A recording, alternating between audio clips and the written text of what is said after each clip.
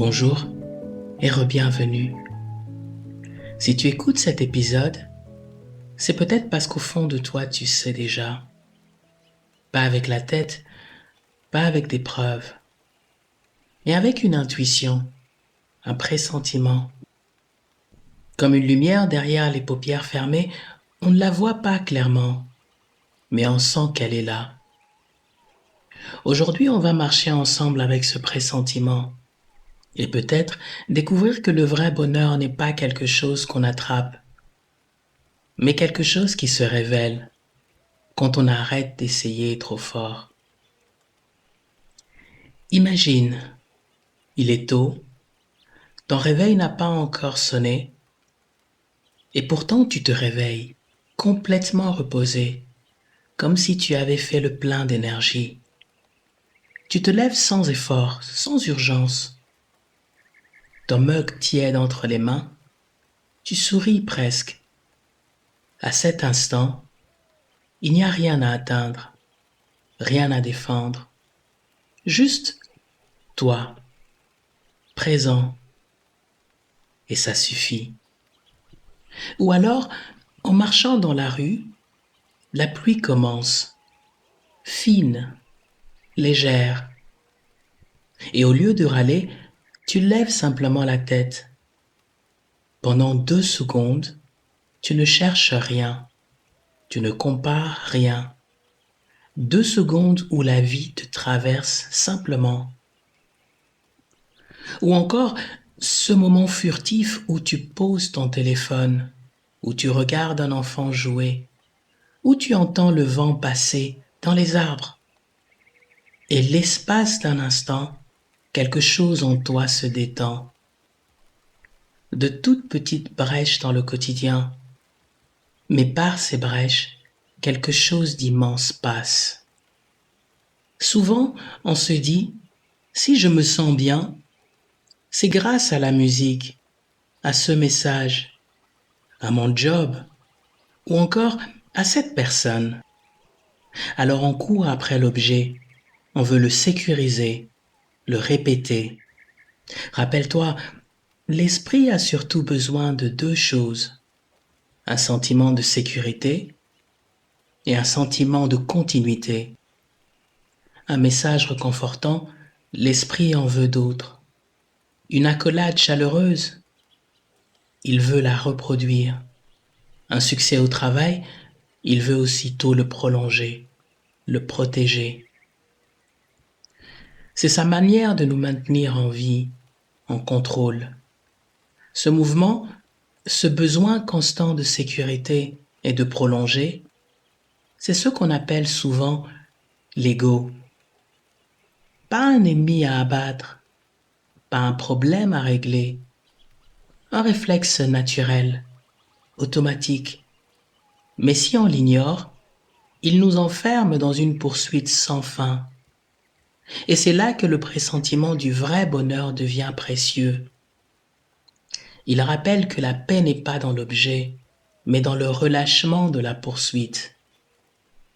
Alors, je te propose d'en faire l'expérience maintenant, pas en théorie, pas en concept, juste en vivant quelques instants autrement. Relâche un peu tes épaules. Laisse la mâchoire se détendre. Inspire doucement. Expire comme si tu posais un sac trop lourd. Et demande-toi simplement, qu'est-ce qu'il manque exactement maintenant si je n'ajoute rien à l'instant?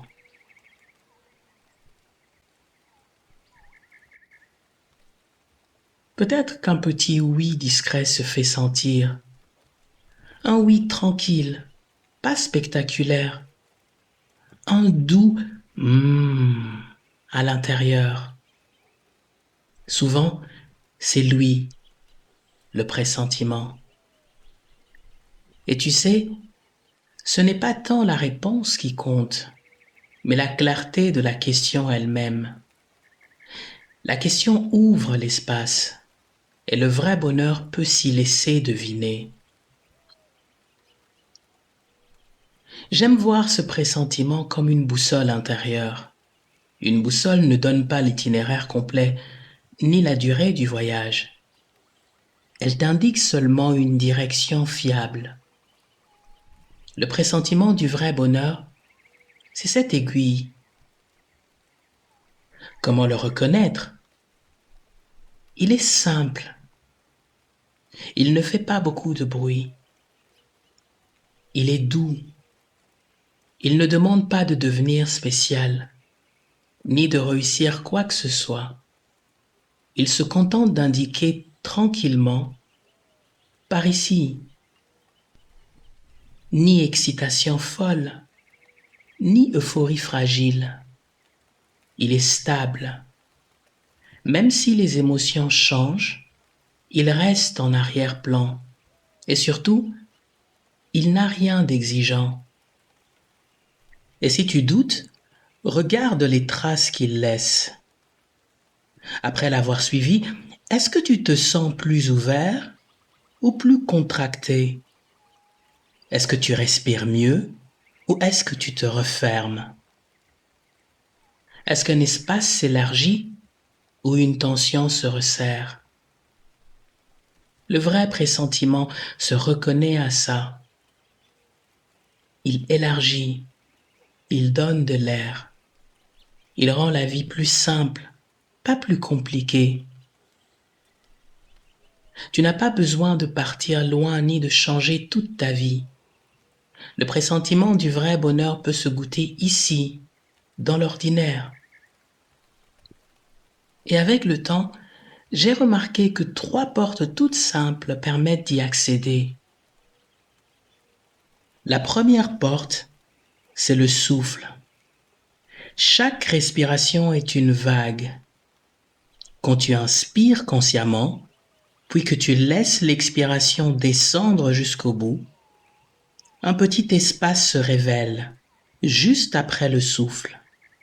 Un intervalle discret, déjà silence, déjà repos. La deuxième porte, c'est la sensation. Imagine ton corps comme une encre et pose ton attention sur les pieds contre le sol ou sur tes mains posées simplement. Reste là quelques secondes. Peu à peu, les pensées s'éloignent et tu redécouvres l'espace tranquille qui accueille tout. La troisième porte, c'est ce que j'appelle le oui naturel, l'acceptation de ce qui est. Pas un oui forcé, pas un oui résigné, un oui spontané qui reconnaît simplement c'est comme ça, maintenant. Ce oui naturel ne nie rien, ne rajoute rien, il ouvre. Et dans cette ouverture, une liberté se laisse sentir, même si rien n'a changé à l'extérieur. 3 portes, 3 gestes simples, le souffle, la sensation, le oui naturel. Et chacune d'elles te ramène vers le même lieu, un ordre spontané, un espace vaste, une liberté tranquille. Ce que nous appelons parfois bonheur véritable n'est pas un état euphorique permanent.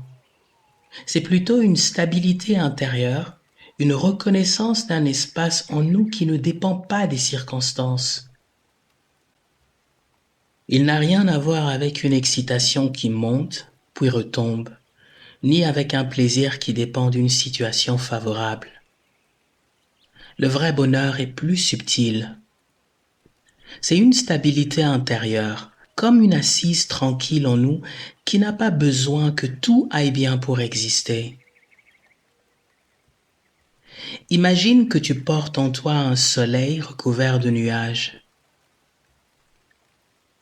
La plupart du temps, tu fixes les nuages, leur forme, leur couleur, leur vitesse. Tu es captivé par leur agitation.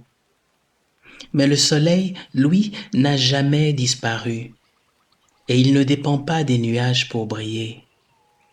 Il me semble que le vrai bonheur, c'est précisément cela, la reconnaissance de ce soleil toujours présent. Tu peux aussi l'imaginer comme l'océan. En surface, les vagues sont parfois calmes, parfois agitées. Mais si tu descends un peu plus en profondeur, l'eau reste stable, silencieuse, immobile. Le vrai bonheur ne vit pas à la surface, il est cet espace profond qui ne bouge pas même quand les vagues se soulèvent. Les anciens sages en parlaient comme la paix qui surpasse l'entendement.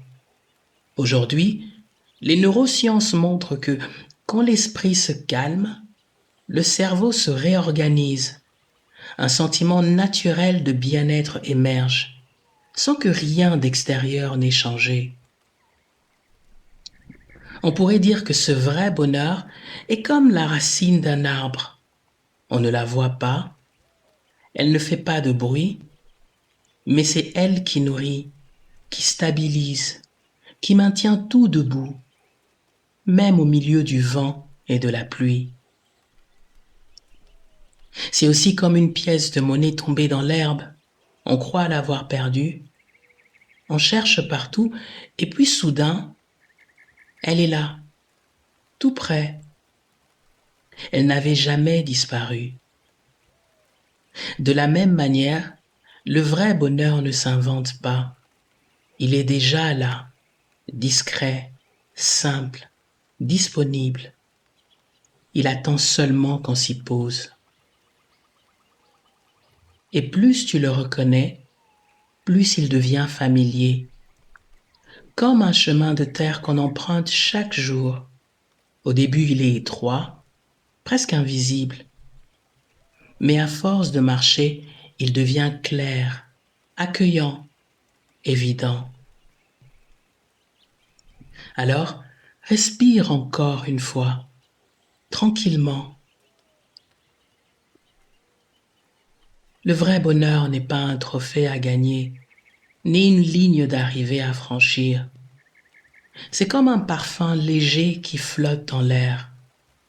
Tu ne peux pas l'attraper, mais tu peux t'y ouvrir. Imagine un oiseau posé sur un fil. Il ne fait rien d'extraordinaire. Il se laisse porter par l'équilibre naturel du vent et du fil. Et pourtant, tout est juste. Ou pense à une goutte d'eau qui glisse sur une feuille. Elle ne se demande pas si elle est assez belle, ni si elle va arriver au sol dans le temps imparti. Elle coule simplement. Et dans cette simplicité, il y a déjà plénitude. Le vrai bonheur est de cet ordre-là. Une légèreté sans effort, une présence qui ne dépend pas de ce qui se passe.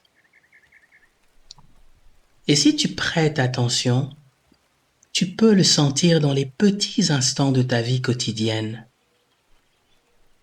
Quand une porte se referme doucement derrière toi, quand une page se tourne sans bruit, quand la lumière du soir s'adoucit sur un mur, des petits instants minuscules, presque invisibles, mais chacun d'eux porte l'empreinte de ce pressentiment. Alors, à la fin de cet épisode, je t'invite à ne rien chercher de plus, à marcher, respirer, écouter, comme si chaque geste était déjà complet. Parce que, peut-être, il l'est. Merci d'avoir marché avec moi. Merci de ta présence. Mon nom est Luc.